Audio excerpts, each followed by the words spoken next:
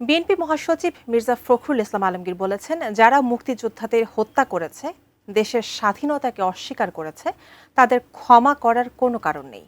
এবারে নির্বাচন বাংলাদেশের পক্ষে শক্তি এবং যারা ধর্মের নামে বিভ্রান্ত করছে তাদের মধ্যে বলেও মন্তব্য করেন তিনি। রাজধানীর ডিপ্লোমা ইঞ্জিনিয়ার্সে শহীদ বুদ্ধিজীবী দিবস উপলক্ষে আলোচনা সভার আয়োজন করে জাতীয়তাবাদী মুক্তিযোদ্ধা দল। প্রধান অতিথির বক্তব্যে বিএনপি মহাসচিব মির্জা ফখরুল ইসলাম আলমগীর বলেন, দেশের স্বাধীনতাকে অস্বীকারীরা এখন ধর্মের নামে ভুল পাল্টেছে। এবারকার নির্বাচন কিন্তু দুটো শক্তির মধ্যে নির্বাচন। বাংলাদেশের মানুষ কোনটা বেছে নেবে? সে কি স্বাধীনতাকে বেছে নেবে, সার্বভৌমত্বকে বেছে নেবে, গণতন্ত্রকে বেছে নেবে, নাকি সেই পিছিয়ে পড়া যারা অতীতে আমাদের স্বাধীনতার বিরোধিতা করেছে, আমাদের সমস্ত অগ্রযাত্রাকে ব্যাহত করার চেষ্টা করেছে, সেই শক্তিকে বেছে নেবে? আমি বুঝি নির্মাণের শিল্প, সালাম স্টিল বোঝে ডিউরেবিলিটি। সালাম স্টিল, মোস্ট ডিউরেবল স্টিল।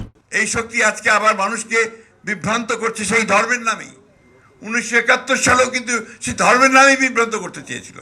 গণতান্ত্রিক আকাঙ্ক্ষাকে ধ্বংস করতে ষড়যন্ত্র করে সফল হওয়া যায় না মন্তব্য করে তিনি বলেন, সবার মধ্যে ঐক্য সৃষ্টি করে জনগণের আকাঙ্ক্ষার বাংলাদেশ গড়ে তুলতে হবে। ওই শক্তি 1971 সালে বাংলাদেশের স্বাধীনতার বিরুদ্ধে করেছে। আজকে আবার ওই শক্তি ভোল পাল্টে, চেহারা পাল্টে তারা কিন্তু এমন ভাব দেখাচ্ছে যে তারাই নতুন বাংলাদেশ করতে পারবে। আমরা কেন সারা বাংলাদেশের মানুষ একথা বিশ্বাস করতে পারে না?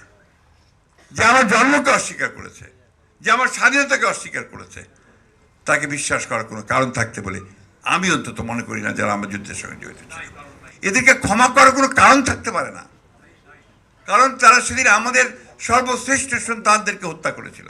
বিএনপির ভারপ্রাপ্ত চেয়ারম্যান তারেক রহমানকে নজিরবিহীন সম্বর্ধনা দিতে নেতাকর্মীদের প্রতি আহ্বান জানান তিনি।